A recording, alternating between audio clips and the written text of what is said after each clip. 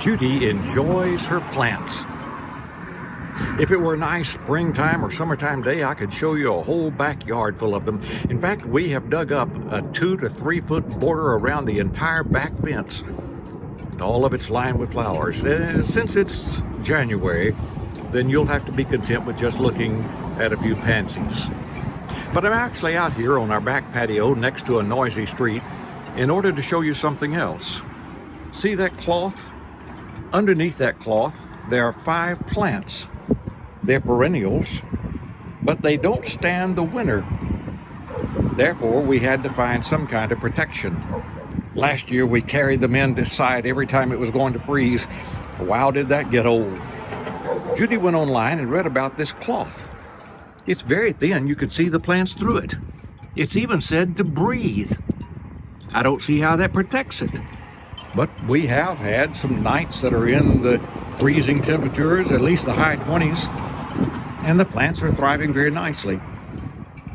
We're going to take that covering off those plants today, let them get some nice sunshine and some of the natural temperature that we have right now, because it's not going to be freezing for a few days.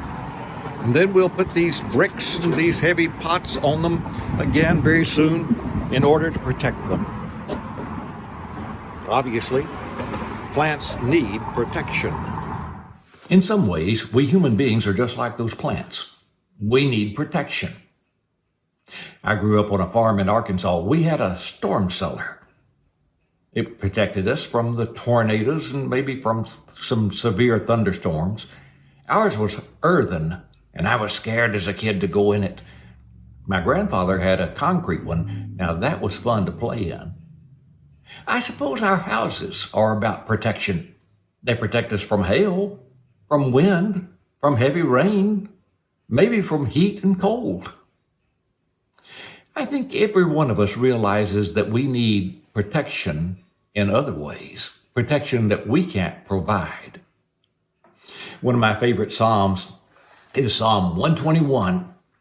I will lift up my eyes to the hills. Where does my help come from? My help comes from the Lord who made heaven and earth. And then verse 3. He will not let your foot be moved. He won't let it slip. He who watches over Israel will neither slumber nor sleep. He'll be your shade on your right hand. The sun will not strike you by day, nor the moon by night. He will keep you from evil. There's the important point. It goes on to talk about keeping you from as you're going in and as you're coming out from this time forward and forevermore. Please notice, he'll keep you from evil. You see, in Old Testament times, God had a physical nation.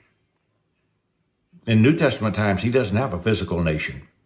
Peter says that we are a holy nation. That's Christians from nations around the world.